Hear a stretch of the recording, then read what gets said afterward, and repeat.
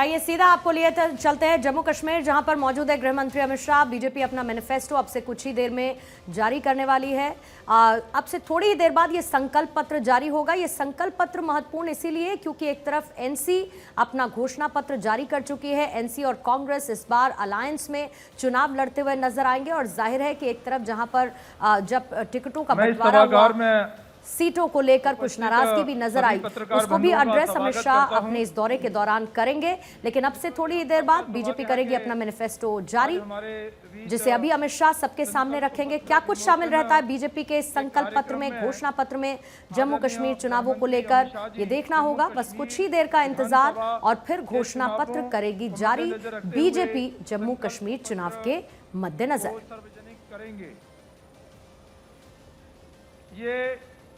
इस शुभ अवसर पर मैं मंच पर उपस्थित हमारे प्रदेश अध्यक्ष अरविंद रैना जी से प्रार्थना करता हूं कि वह आदरणीय गृह मंत्री श्रीमान अमित शाह जी का वेलकम और स्वागत करें।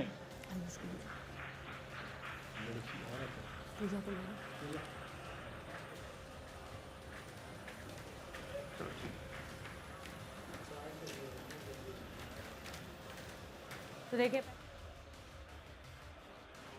से स्वागत किया गया है। अब से थोड़ी ही देर बाद संकल्प पत्र बीजेपी जारी करने वाली है। महत्वपूर्ण घोषणाएं बीजेपी की तरफ से मुमकिन है शामिल रहेंगी, क्योंकि कश्मीर को लेकर चाहे आर्टिकल 370 के एब्रोगेशन के बाद कश्मीर में जिस तरीके की स्थितियां बदली और बार बार बीजेपी ये कहती रही है कि विकास की बयार हमने कश्मीर में बहाई है। ये नया कश्मीर है, ये बदलता कश्मीर है, जहां पर न सिर्फ विकास पहुंच रहा है बल्कि लोगों को एक तरफ निवेश बढ़ने के साथ साथ रोजगार के अवसर भी मिल रहे हैं और मुख्य धारा के साथ लोग जुड़ते भी जा रहे हैं।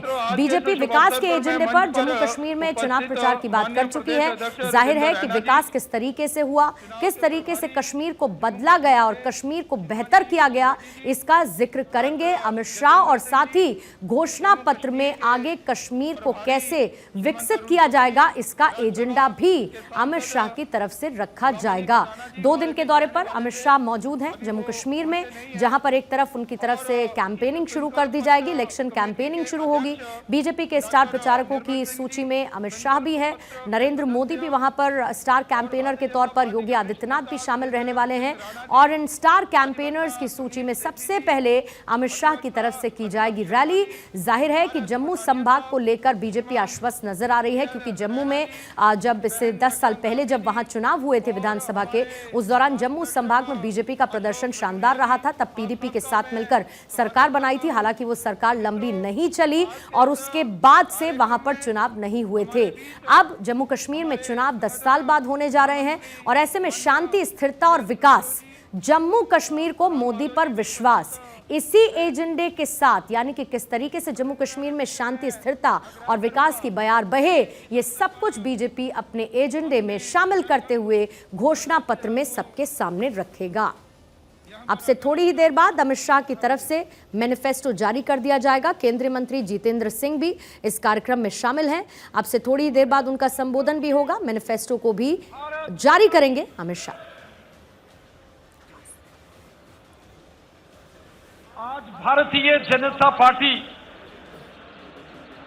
द्वारा जम्मू कश्मीर में विधानसभा चुनावों के संदर्भ में जो संकल्प पत्र जिसका अनावरण आज